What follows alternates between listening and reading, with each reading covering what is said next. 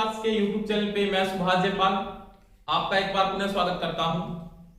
दोस्तों, अपने जो इलेक्शन थ्योरी का जो क्रैश कोर्स स्टार्ट किया था उसमें अपने जो टॉपिक चल रहा था वो मैग्नेट के बारे में चल रहा था।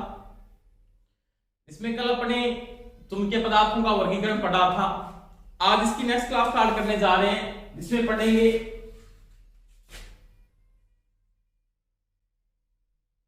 चुंबकीय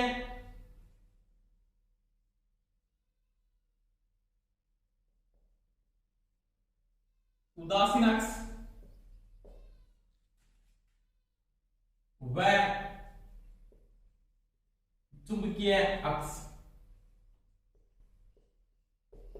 यानी कि चुंबक के कुछ नियम पढ़ने जा रहे हैं। मैग्नेट के क्या नियम हैं, मैग्नेट के क्या नियम हैं, उनके बारे में दोस्तों क्या करेंगे, बात करेंगे। इसको बोलते हैं एमएनए, मैग्नेटिक न्यूक्लियर एक्सिस, और ये होता है एमए, मैग्नेटिक एक्सिस। अब यहां पे एक जीएनए होता है, ज्योमेट्रिक न्यूक्लियर एक्सिस, उसके बारे में आगे बात करेंगे। रिलेटेड टॉपिक पढ़ेंगे, उसके बारे में बात करेंगे। एमएनए क्या है और जीएनए क्या है और एमएन क्या है। देखो, सबसे पहले मैं बात करता हूं दोस्तों, आपके पास एक मैग्नेट है यानी एक चुंबक है।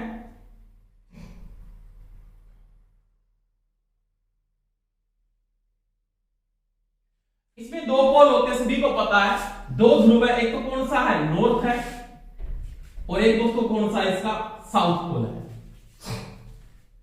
इसे मैंने बात की थी कि चुंबक के अंदर क्या चलती है, चुंबकीय बलरेखाएं चलती है। क्या चलती है, चुंबकीय बलरेखाएं। जैसे इसके अंदर बलरेखा निकलती है यहां से,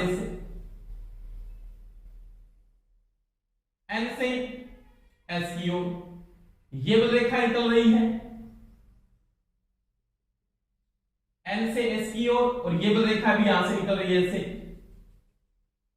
ये भी निकल रही है एन से एस की ओर।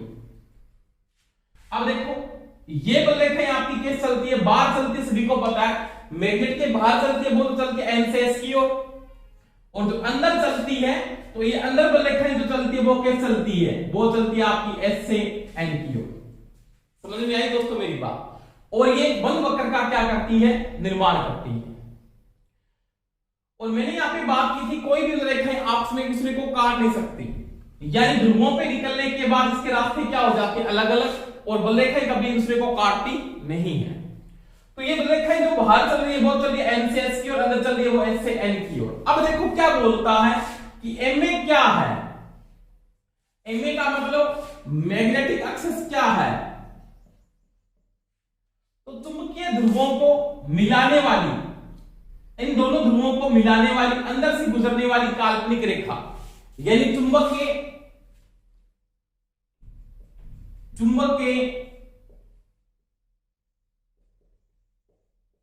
अंदर से दोनों ध्रुवों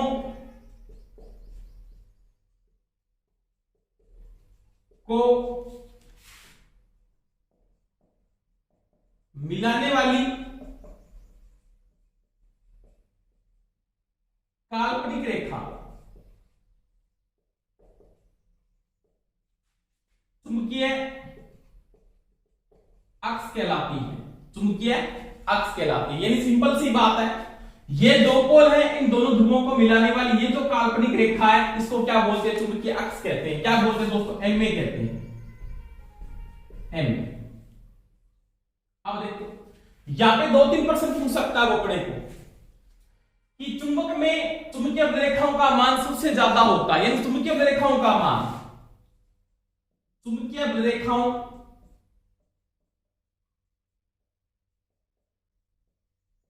का मान सबसे अधिक कहां पर होता है। तो पहली बात होता है ये ध्रुवों पर। ऑप्शन अपने को क्या दे सकता है, ध्रुवों पे होता है, ध्रुवों पर। अब देखो, ध्रुवों पे अपने को ऑप्शन नहीं दिया उसने, ये ध्रुवों पे मेरे को ऑप्शन नहीं दे रखा है, क्योंकि सारी की सारी बलरेखाएं कहां से निकल है, सारी की सारी यहां से निकल गई, ऐसे ध्रुवों से निकलेगी, यहां से पूरी की पूरी बलरेखाएं। तो चुंबकीय बलरेखाओं का मान सबसे ज्यादा कहां पे होता है, ध्रुवों पे होता है, यानी किस पे होता है, पोल पे होता है। अगर ये ऑप्शन अपने को यहां पे नहीं दे रखा है तो अपने इसको क्या बोलते हैं, ये बलरेखा, इसका जो केंद्र बिंदु है इसको क्या बोलते हैं, एमए, मैग्नेटिक एक्सिस पे, यानी इसके केंद्र बिंदु से यहां से रेखा निकलेगी, तो यह आप बोल सकते हो एमए पर, किसमें बोल सकते हो एमए पर होता है, क्योंकि इसके अंदर से निकलने वाली जो ये रेखा है या ध्रुवों के अंदर से, ये सेंटर बिंदु है, इसका क्या है सेंटर बिंदु। एमए पर बल रेखाओं का मान क्या होगा, सबसे ज्यादा होगा, यानी ध्रुव के एमए पर बल रेखाओं का मान सबसे ज्यादा होगा, या आपको वो बोल सकता है यहां पे एमए, या आपको क्या बोल सकता है ध्रुवों के केंद्र से। समझ में आई दोस्तों मेरी बात, यानी चुंबकीय रेखाओं का मान सबसे ज्यादा कहां पे होता है, तो ऑप्शन में दे सकता है ध्रुवों पे हो सकता है, एमए पर होता है, या ध्रुवों के केंद्र यानी इसके सेंटर बिंदु पर, यहां पे इस बिंदु पर बल रेखाओं का मान दोस्तों क्या होगा, सबसे ज्यादा होता है। तो ये मैंने किसकी बात की, मैग्नेटिक एक्सिस की बात की, चुंबकीय अक्ष, यानी दो ध्रुवों को मिलाने वाली जो काल्पनिक रेखा है वो आपका क्या कहलाता है, चुंबकीय अक्ष कहलाता है।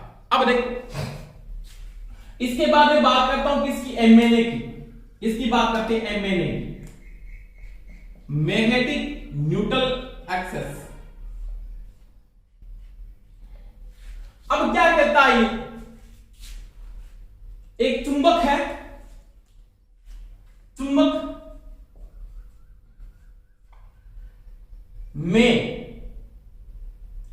आपके पास चुंबक में क्या है, एमए, मैग्नेटिक अक्ष के लंबवत, किसमें लंबवत केंद्र बिंदु से होकर गुजरने वाली रेखा, होकर गुजरने वाली रेखा क्या कहलाता है, एमएनए कहलाता है। क्या कहलाता है दोस्तों, एमएनए कहलाता है, मैग्नेटिक न्यूट्रल एक्सिस। यानी क्या बोलता है, इसका यह सेंटर बिंदु है, यहां पे केंद्र बिंदु है, मैग्नेटिक एक्सिस का ये सेंटर बिंदु, इसके लंबवत इसके केंद्र बिंदु से ये वाली काल्पनिक रेखा, ये जो रेखा खींची जा रही है, ये रेखा, ये आपका क्या कहलाता दोस्तों, एमएनए, जो चुंबक को दो समान भागों में बांटता है। एक मैग्नेट को दो समान भागों में कौन बांधता है, तो वो कौन बांधता है दोस्तों, वो बांधता है आपका एमएनए, मैग्नेटिक न्यूट्रल एक्सिस बांधता है। कौन बांधता है, मैग्नेटिक न्यूट्रल एक्सिस बांधता है, जहां पर चुंबक यानी चुंबक का व्यवहार, यहाँ पे दोनों बलों का समरूप होता है, सबसे कम चुंबकीय बल होता है वो कहां पे होता है, एमएनए के ऊपर होता है।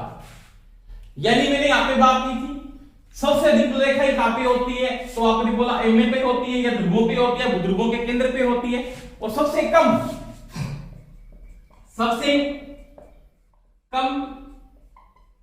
चुंबकीय रेखाएं एमएनए पर होती है। ये चीज का भी ध्यान रखें। तो ये दोस्तों मैंने किसकी बात की, मैंने की मैग्नेटिक न्यूट्रल एक्सिस, जो चुंबक को समान दो ध्रुवों में बांटता है, जहां पे चुंबकीय रेखाओं का मान क्या होता है दोस्तों, सबसे कम होता है। समझ में आई दोस्तों मेरी बात। तो ये मैंने किसकी बात की, मैग्नेटिक एक्सिस की, यानी मैग्नेटिक न्यूट्रल एक्सिस की बात की, और किसकी बात की, मैग्नेटिक अक्ष की बात की। इसके बाद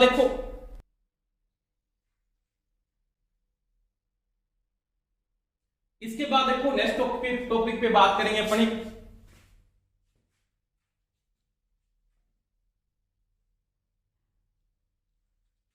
इसमें अपने पढ़ा एमएनए और एमए के बारे में बात की। इसके बाद पढ़ेंगे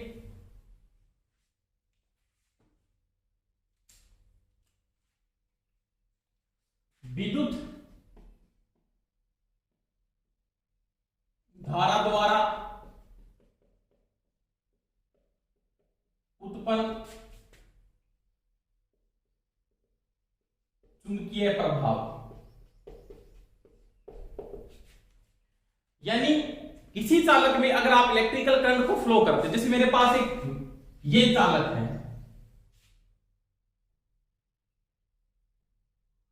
ये मेरे पास क्या दोस्तों एक कंडक्टर है, यानी ये क्या मेरे पास एक चालक है, इसमें आपने क्या किया, विद्युत धारा को क्या किया, प्रवाह किया, इलेक्ट्रिकल करंट को प्रवाह किया, तो इसके चारों क्या बनेगा, चुंबकीय क्षेत्र बनेगा। इसका जो ये नियम प्रतिपादित किया ना, वो सबसे पहले किसने किया था, वो किया था ऑर्स्टेड ने। किसने किया था, ऑर्स्टेड ने। और कब किया था, 1819 में किया था। कब किया था, 1819 में किया था। इसके कई प्रभाव आएंगे, यानी एक चालक में अगर धारा प्रवाह की जाती है तो उसमें यानी एक चालक है मेरे पास, एक चालक में धारा प्रवाह करने पर इसके चारों ओर क्या बनेगा, चुंबकीय क्षेत्र बनता है। क्या बनता है, एक चुंबकीय क्षेत्र बनता है, जैसे ऐसे बन रहा मान लिया, मैग्नेटिक क्षेत्र बनता है, इलेक्ट्रिकल फील्ड बनता है इसके चारों ओर।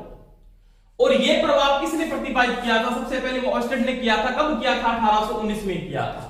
इसने चुंबकीय कंपास को एक चालक के पास, यानी क्या हुआ कि चुंबकीय सुई, जैसे मेरे पास एक नॉर्मल बात है, मेरे पास एक चुंबकीय सुई है, मानिए चुंबकीय सुई है मेरे पास, इसमें एन पोल है, यहां पे कौन सा एस पोल है। जब इसको इसके पास लाया जाता है चालक के पास, तो वो चुंबकीय क्षेत्र का क्या करेगा, विक्षेप देता है। इसका मतलब एक धारावाही चालक में अगर धारा प्रवाह की जाती है, अगर धारा प्रवाह की जाती है तो उसके चारों क्या बनेगा, चुंबकीय क्षेत्र बनता है। और वो कौन बताएगा अपने को, चुंबकीय सुई, यानी उसके पास चुंबकीय सुई को अगर लाया जाता तो वो विक्षेपित होती है। इसके नियम अनेक तथ्य अपने पढ़ेंगे, यानी ऑस्टेड के नियम के अनुसार क्या क्या कंडीशन आती है और कैसे विक्षेप देता है, उसके बारे में दोस्तों क्या करेंगे, बात करेंगे। यानी एक चुंबकीय सुई को मैं क्या करता हूं, अगर एक धारावाही चालक के पास लाया जाता तो वो क्या होती है, विक्षेपित होती है। इसका मतलब इसके चारों क्या बनता है, मैग्नेटिक क्षेत्र बनता है। इलेक्ट्रिकल फील्ड के साथ साथ क्या बनता है, मैग्नेटिक फील्ड भी इसके चारों क्या होता है दोस्तों, स्थापित होता है, जिसके बारे में दोस्तों क्या करेंगे, बात करते हैं।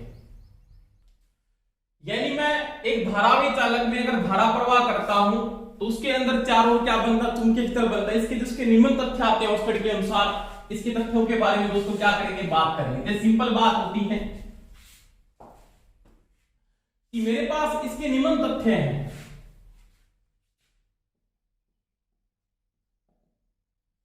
जो क्रम से पढ़ेंगे। पहली बात वो ये कहता है कि मेरे पास एक चालक है, ये चालक है, ये मेरे पास एक कंडक्टर तो ये है, और एक कंडक्टर मेरे पास दोस्तों ये है। ये दो चालक है मेरे पास। एक में धारा की दिशा ये है, करंट इसमें ऐसे फ्लो हो रहा मान लिया, और एक में करंट आपका ऐसे फ्लो हो रहा है, सॉरी,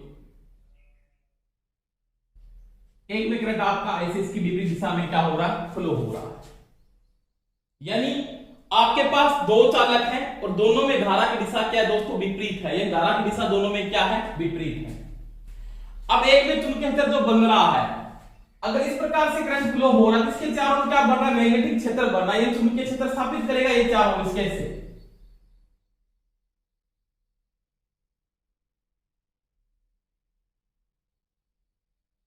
और ये कैसे घूम रहा है, तो ये क्लॉकवाइज घूम रहा है, ऐसे क्लॉकवाइज। अब ये जो घूमेगा ना, तो ये इसके बिल्कुल विपरीत चलेगा ऐसे। तो ये कैसे घूमेगा, इसका विपरीत, इसका मतलब ये कैसे घूमेगा, एंटी क्लॉकवाइज। कैसे घूमेगा, एंटी क्लॉकवाइज। यानी यहां पे आपका जो चुंबकीय क्षेत्र बन रहा है वो इस प्रकार का बन रहा है, यानी करंट इसके अंदर से आ रहा है, यानी क्रॉस के निशान से दिखाएगा इसको करंट आ रहा है, इसका मतलब क्रॉस का निशान, इसका मतलब करंट आ रहा है। और यहाँ पे डॉट के निशान का मतलब करंट यहां से क्या है, प्रक्षेप, इसका मतलब यहां से करंट क्या निकल रहा है आपका दोस्तों, बाहर निकल रहा है ऐसे।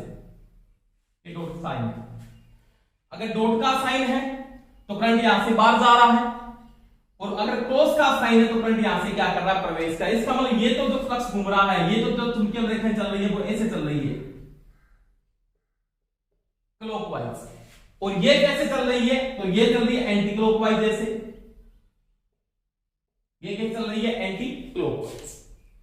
तो नॉर्मल सी बात है, अगर दो चालकों में धारा प्रवाह की जाती है, यानी दो चालक है मेरे पास, इन दोनों चालकों में अगर मैं धारा प्रवाह करता हूं तो धारा प्रवाह करने पर जो चुंबकीय रेखाएं चलती है या चुंबकीय रेखाओं के जो रास्ते होते हैं वो अलग अलग होते हैं, तो क्लॉकवाइज घूमती है और एक एंटी क्लॉकवाइज घूमती है, तो इसके नियम भी पढ़ेंगे। दोनों चालकों में धारा प्रवाह कर रहा हूं और दोनों में धारा की दिशा क्या है दोस्तों, विपरीत है। एक में तो क्रॉस का साइन है, क्रॉस का साइन इसका मतलब यहां से धारा क्या कर रही है, प्रवेश कर रही है, प्रच्छेद की ओर धारा आ रही है, यहां से प्रच्छेद की ओर धारा, डॉट का साइन क्या कहता है, प्रच्छेद की ओर से धारा क्या जा रही है, बाहर जा रही है। इसके पहली कंडीशन में वो ये बोलता है कि अगर मैं दो धारावाही चालकों में धारा प्रवाह करता हूं तो चुंबकीय सुई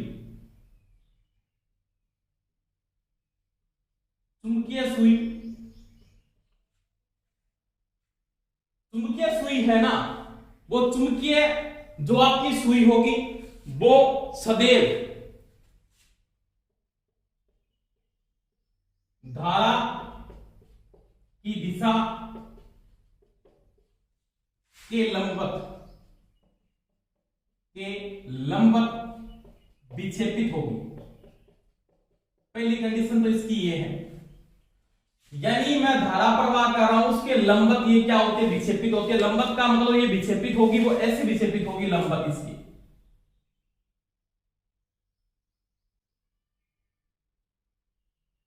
धारा की दिशा के लंबवत विक्षेपित होती है ऐसे, ये एस और यहां पे क्या बनेगा एन, और यहां पे तो विक्षेपित होगी ऐसे होगी,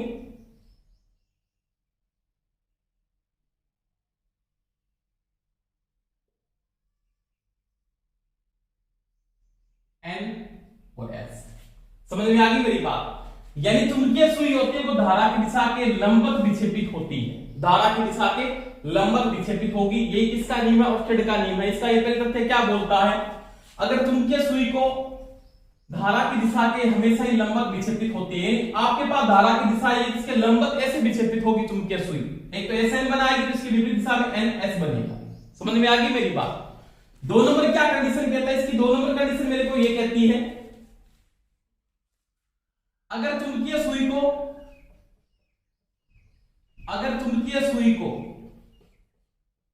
चालक के ऊपर रखा जाए, चालक के ऊपर रखा जाए तो वह विशेष दिशा में विक्षेपित होगी।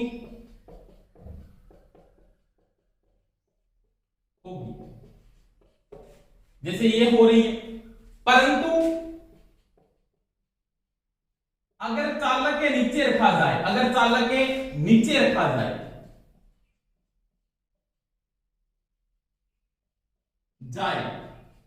अगर मैं इसको चालक के पहले ऊपर रखा तो ये ऐसे विक्षेपित हो रही है, विशेष दिशा में, मान लो ऐसे दिशा में विक्षेपित होगी लंबवत। अगर इसके मैं नीचे रख देता हूं तो फिर ये कैसे विक्षेपित होती है, तो वो क्या कहता है, नीचे रखा जाए तो यह उसके विपरीत दिशा में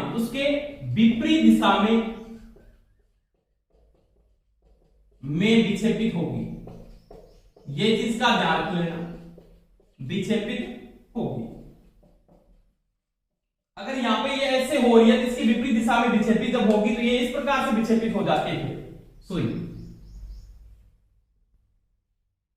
वही चुंबकीय सुई आपकी मान लिया, यहाँ पे एस पोल बना तो यहाँ पे कौन सा बनेगा, एन, तो यहाँ पे कौन सा बनेगा, एस बनेगा, और इसका ये विपरीत कर दो इधर वाले का,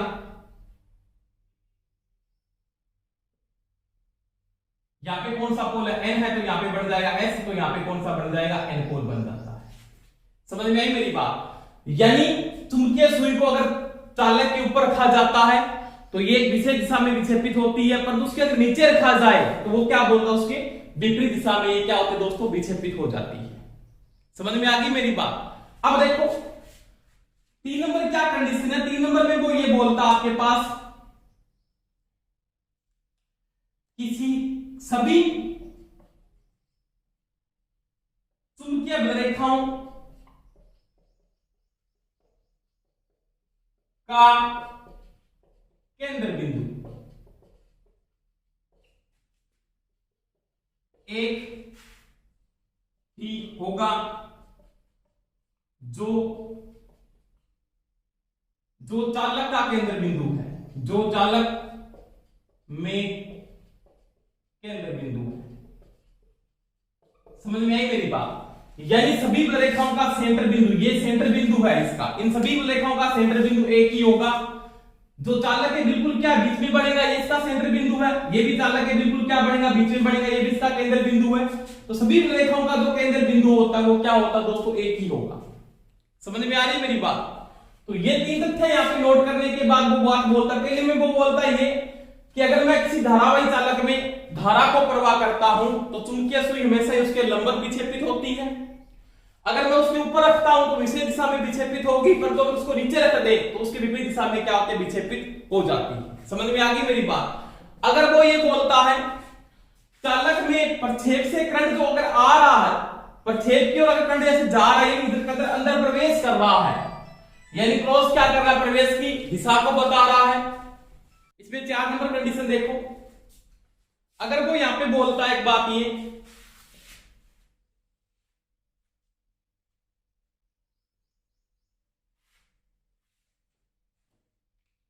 4 नंबर, चालक में धारा की दिशा, चालक में धारा की दिशा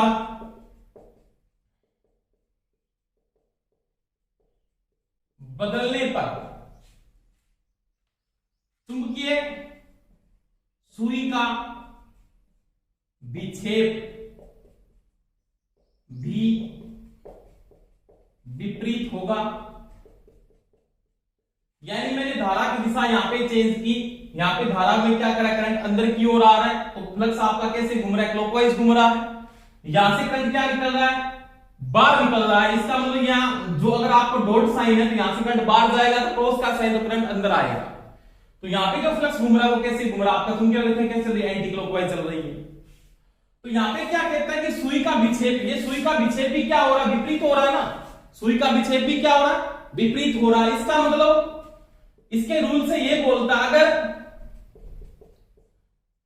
धारा की दिशा बदली जाए,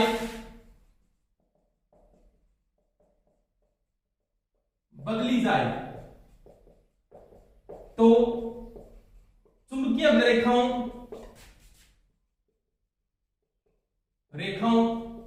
की दिशा भी, चुंबकीय रेखाओं की दिशा भी बदल जाती है।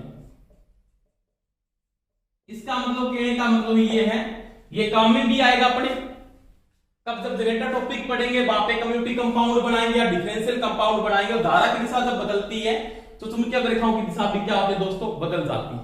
यानी चुंबकीय रेखाओं की दिशा धारा की दिशा पे क्या करती है दोस्तों, डिपेंड करती है। बात समझ में आ रही है मेरी बात? यानी अगर आप चुंबकीय रेखाओं की दिशा बदलना चाहते हो तो आप किसकी दिशा बदल दो, आप धारा की दिशा बदलकर चुंबकीय रेखाओं की दिशा आप क्या कर सकते हो दोस्तों, बदल सकते हो। इसके बाद देखो 5 नंबर बात करते हैं, अगर धारा का मान बढ़ाएं तो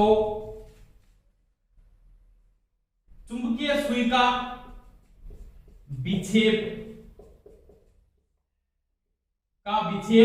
बढ़ता है।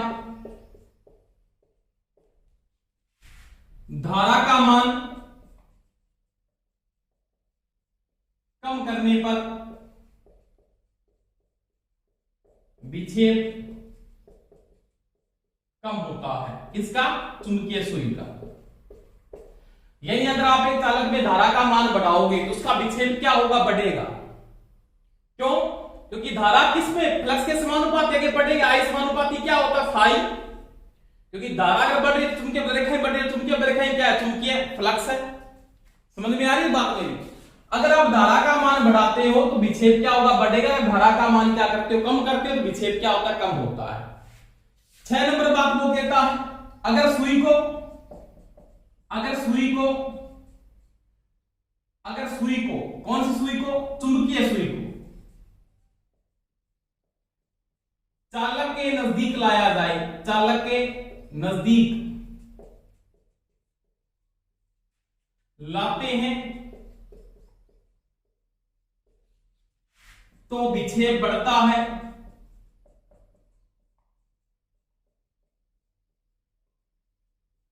चुंबकीय सुई को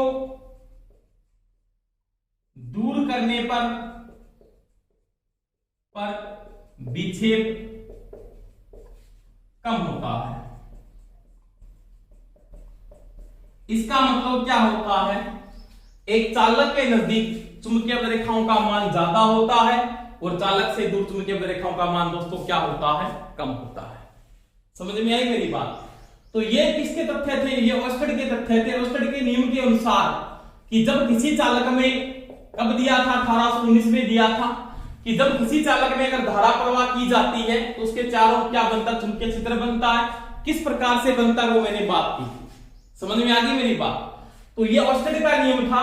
अब वो क्लॉकवाइज घूम रहा है, एंटी क्लॉकवाइज है। अगर धारा इसके क्या हो रही है, अंदर धारा यहां से क्या कर रही है, प्रवेश कर रही है। प्रवेश का मतलब होता है क्रॉस, जो क्रॉस का साइन है इसका मतलब होता है प्रवेश करेगी धारा। धारा प्रवेश कर रही है, प्रक्षेप की ओर आ रही है, यानी धारा प्रक्षेप की ओर यहां पे क्या हो रही है, आ रही है, प्रक्षेप की ओर आ रही है। समझ में आई मेरी बात? और यहां पे क्या, प्रक्षेप से बाहर जा रही है, बाहर जा रही है। और ये साइन किसका है, डॉट साइन है। और ये साइन किसका है, यहां पे दोस्तों ये क्रॉस का साइन है। ये चीज का ध्यान रखिए, क्रॉस के साइन से धारा आ रही है और डॉट के साइन से धारा बाहर निकल रही है। तो ये दोस्तों ओस्टेड का नियम था, यानी किसी चालक में अगर आप धारा को प्रवाह करते हो तो उसके निम्न प्रभाव आते, जो मैंने आपको क्रम से समझा दी। अगर कोई समस्या आ रही है तो मेरे को आप कमेंट करके भी बता सकते हैं। इसके बाद देखो नेक्स्ट नियम की बात करेंगे।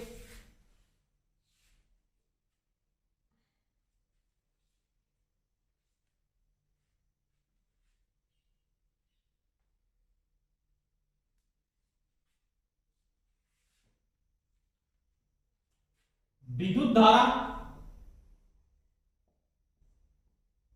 धारा व चुंबकीय क्षेत्र की दिशा, यानी विद्युत धारा और चुंबकीय क्षेत्र की दिशा के बीच में किस किस का संबंध और किसका नियम है, उसके बारे में दोस्तों क्या करेंगे, बात करेंगे। आराम से देखिए, इसमें दो नियम अपने पढ़ेंगे। एक तो दाएं हाथ का नियम पढ़ेंगे और एक पढ़ेंगे मैक्सवेल का कारक सक्रू का नियम पढ़ेंगे, यानी दाहिने हाथ का नियम, और एक पढ़ेंगे मैक्सवेल का कारक सक्रू का नियम। दोनों के बारे में दोस्तों क्या करेंगे, बात करेंगे। देखो विद्युत धारा और चुंबकीय क्षेत्र की दिशा में पढ़े, इसका नियम पढ़े, इसके दो नियम अपने पढ़ेंगे यहाँ पे। एक तो कौन सा पढ़ेंगे, एक तो पढ़ेंगे दाहिने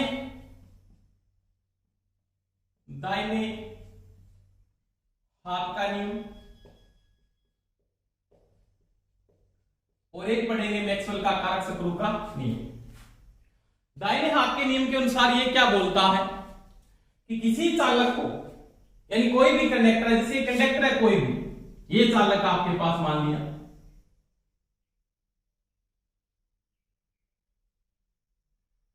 इसको दाएं हाथ में इस प्रकार से पकड़ेंगे।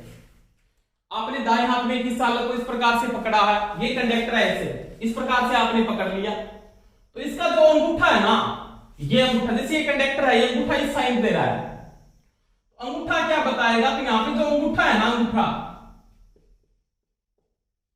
आपका जो अंगूठा है वो धारा की दिशा, धारा की दिशा को संकेत करेगा। और जो आपके पास ये मुड़ी हुई उंगलियां हैं, मुड़ी हुई उंगलियां, जैसे ये पास अपने पास ये मुड़ी हुई उंगलियां हैं, ये चुंबकीय फ्लक्स या चुंबकीय रेखाओं को क्या करते हैं दोस्तों, संकेत करती है। समझ में आई मेरी बात? यानी मुड़ी हुई उंगलियां, मुड़ी हुई उंगलियां चुंबकीय बल रेखाओं को संकेत करती है। समझ में आई मेरी बात? यानी आप एक चालक को ऐसे पकड़ रहे हो तो आपकी चुंबकीय रेखा ऐसे घूम रही है इसके ऊपर, ऐसे क्लॉकवाइज। यानी सिंपल सी बात है, अगर मैं यहां पे ये कहता हूं कि धारा की दिशा आपके पास ये है, अंगूठा साइन नहीं कर रहा है, कि धारा की दिशा आपके पास अगर ये है तो चुंबकीय बल रेखाएं जो चलेगी वो किस प्रकार से इसके ऊपर घूम रही है, यहाँ पे कैसे बल रेखाएं चल रही है, तो आपकी मुड़ी उंगलियां यानी चुंबकीय बल रेखाएं कैसे घूम रही है, ऐसे यानी इस प्रकार से साइन अगर करें तो बल रेखाएं कैसे घूम रही है आपकी, क्लॉकवाइज जैसे घूम रही है, इस प्रकार से घूम रही है। अगर आपके पास ये चालक ने आपको इस प्रकार से आपने ऐसे पकड़ लिया, मान लीजिए इस प्रकार से चालक को पकड़ा ऐसे, तो धारा की दिशा क्या इसके विपरीत होगी, धारा की दिशा इस चालक के बिल्कुल क्या विपरीत।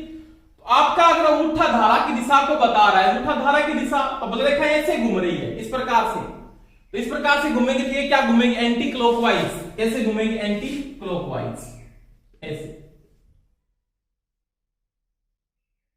इस प्रकार से।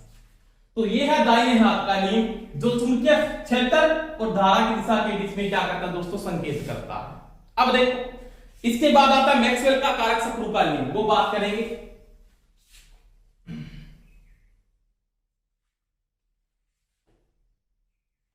2 नंबर मैक्सवेल का कारक सक्रू का नियम। जैसे मेरे पास दोस्तों एक सक्रू है, मान लीजिए एक सक्रू है,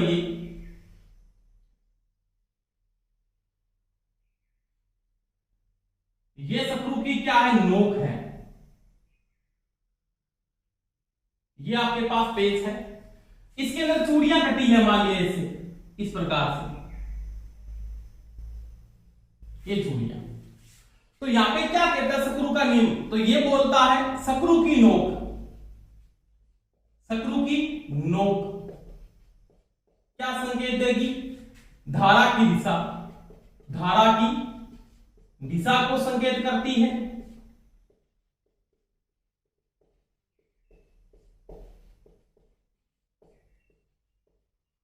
समझ में आ गई मेरी बात। और ये जो चूड़ियां कटी हुई है, चूड़ियां कटी है और चूड़ियों को जिस ओर कसोगे, कटी हुई चूड़ियों, कटी हुई चूड़ियों को जिस दिशा में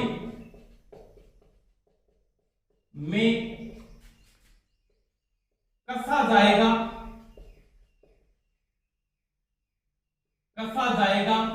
वह चुंबकीय बल रेखाओं, चुंबकीय बल रेखाओं की दिशा को संकेत करेंगे, संकेत करेंगे। तो ये 2 नियम है चुंबकीय क्षेत्र की दिशा ज्ञात करने के लिए और विद्युत धारा के बीच में संबंध को बताता है कारक सक्रू का नियम और दाहिने हाथ का नियम। तो ये दोस्तों कुछ नियमों की बात की आज अपनी, इसके बाद और बच्चे हम उसमें बात करेंगे मैग्नेट के अंदर। तो धन्यवाद दोस्तों। और एक सभी को मैं बात कर लेता हूं, सभी टॉपिक वाइज नोट्स बनाने शुरू कर दो और सभी क्लास जितनी हो सके शेयर करें और सभी कमेंट करें और जिन्होंने बेल का आइकन को पुश नहीं किया वो पुश कर लें और सब्सक्राइब भी चैनल को कर लें। धन्यवाद, बेस्ट ऑफ लक, जय हिंद।